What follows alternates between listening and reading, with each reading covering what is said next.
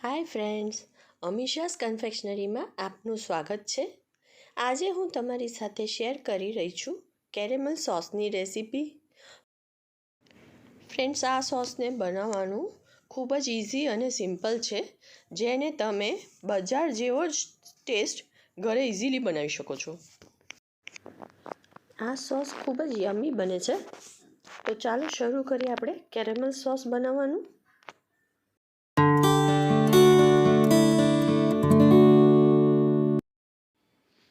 Caramel sauce બનાવવા માટે આપણે સૌ પ્રથમ પેન લેવાનું છે અને એને ગેસ ઉપર મૂકવાનું છે. ગેસ ઓન કરી દીધો છે અને આપણે પેનને થોડું ગરમ થવા દેવાનું છે. પેન ગરમ થઈ જાય એટલે તેમાં આપણે 1 કપ જેટલી શુગર એડ કરવાની છે. તમે જોઈ શકો છો, 1 કપ જેટલી શુગર એડ કરી દીધી છે અને શુગરને આપણે પેનમાં થોડી સ્પ્રેડ કરી દેવાની છે. અત્યારે મેં 250 mlનો કપ છે મારી પાસે, એના મેઝરમેન્ટથી લીધું છે. તમે ઘરમાં કોઈ પણ વાટકીનું મેઝરમેન્ટ લઈ શકો છો. તો અહીંયા આપણે બીજી 1/4 કપ જેટલી શુગર એડ કરી દઈશું. એટલે ટોટલ આપણે 1 કપ અને 1/4 કપ જેટલી શુગર લીધી છે. હવે તેને આપણે સ્લો ફ્લેમ ઉપર શુગરને મેલ્ટ થવા દેવાની છે. અત્યારે આપણે શુગરને બિલકુલ હલાવવાની નથી, એને થોડી મેલ્ટ થવા દેવાની છે. તમે જોઈ શકો છો કે મેલ્ટિંગ શરૂ થઈ ગયું છે. તો આપણે જેટલી શુગર લીધી છે એની હાફ ક્વોન્ટિટી જેટલું ક્રીમ લેવાનું છે. અહીંયા આપણે અમૂલ ફ્રેશ ક્રીમ જ યુઝ કરવાનું છે. તો અત્યારે આપણે 1 and 1/4 કપ જેટલું શુગર લીધી છે, તો 3/4 કપ જેટલું ફ્રેશ ક્રીમ લેવાનું છે અને તે રૂમ ટેમ્પરેચર પર જ હોવું જોઈએ, એ ખાસ ધ્યાન રાખવાનું. તો ફ્રેન્ડ્સ, તમે જોઈ શકો છો આપણી શુગર મેલ્ટ થઈ રહી છે. હવે આ સ્ટેજ ઉપર આપણે સ્પેચ્યુલાની મદદથી શુગરને થોડી મિક્સ કરી દેવાની છે, જેથી કરીને શુગર મેલ્ટ થવામાં ઇઝી રહે. આપણે અહીંયા એ વાતનું ખાસ ધ્યાન રાખવાનું છે કે શુગરને આપણે સ્લાઇટ જ મિક્સ કરીને છોડી દેવાની છે અને બીજી 2-3 મિનિટ માટે થવા દઈશું. તો આ રીતે આપણે થોડું હલાવીને પાછું એને મેલ્ટ થવા દઈશું અને આ પ્રોસેસમાં આપણે ફ્લેમને સ્લો જ રાખવાની છે. ફરી પાછું આને આપણે હલાવી દેવાનું છે. હજી પણ થોડા શુગરના ક્રિસ્ટલ્સ બાકી છે. ફરી પાછું આપણે 2-3 મિનિટ માટે એને કૂક કરવાનું છે. આ રીતે આપણે હલાવતા રહેવાનું છે, જેથી કરીને શુગર ઇઝીલી ડિઝોલ્વ થઈ જાય. હવે આપણી શુગર એકદમ મેલ્ટ થઈ ગઈ છે.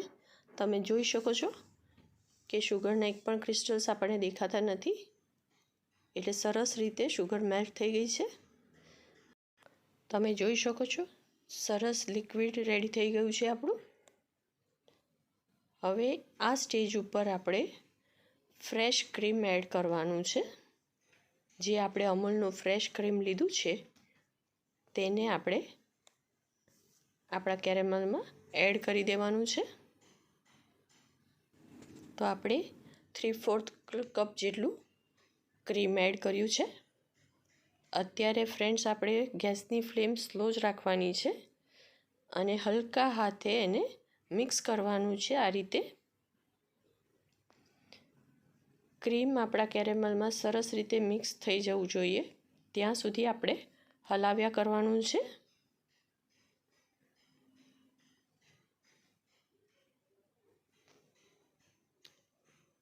હવે તમે જોઈ શકો છો કે ક્રીમ સરસ રીતે મેલ્ટ થઈ ગયું છે.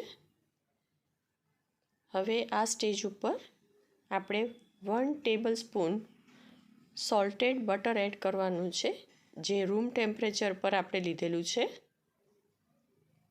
હવે તેને પણ આપણે કેરેમલમાં મિક્સ કરી દઈએ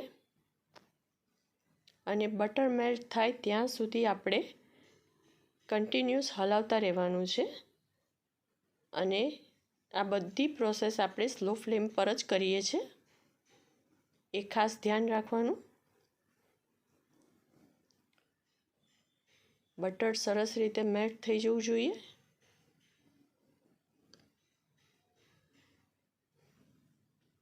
તો આપણું મિક્સચર સરસ રીતે રેડી થઈ ગયું છે, બટર પણ મેલ્ટ થઈ ગયું છે. હવે તેને 2 થી 3 મિનિટ સુધી આપણે વધારે કૂક કરવાનું છે અને કન્ટિન્યુઅસ હલાવતા રહેવાનું છે.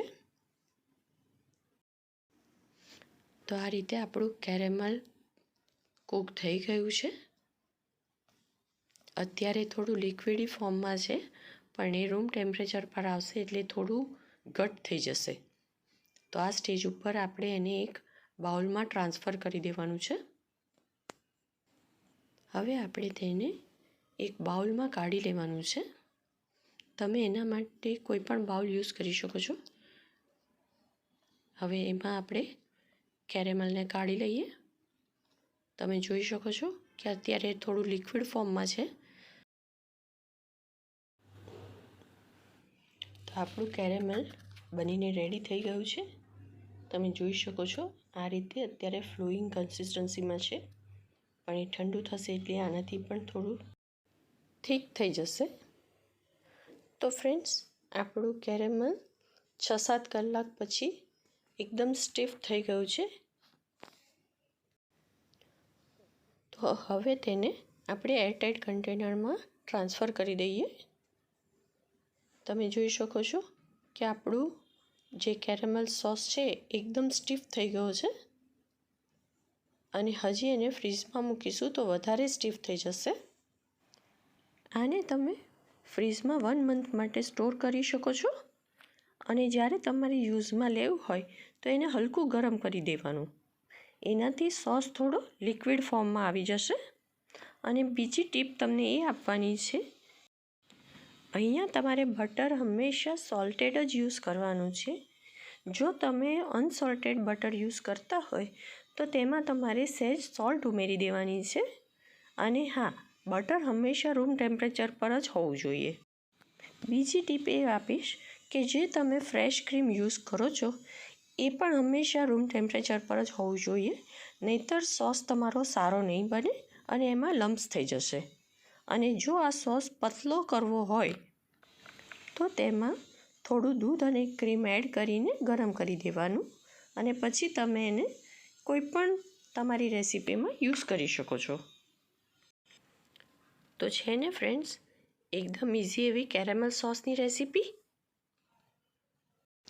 આ સોસને તમે કોઈ પણ કેક, મિલ્કશેક કે ડેઝર્ટમાં પણ યુઝ કરી શકો છો.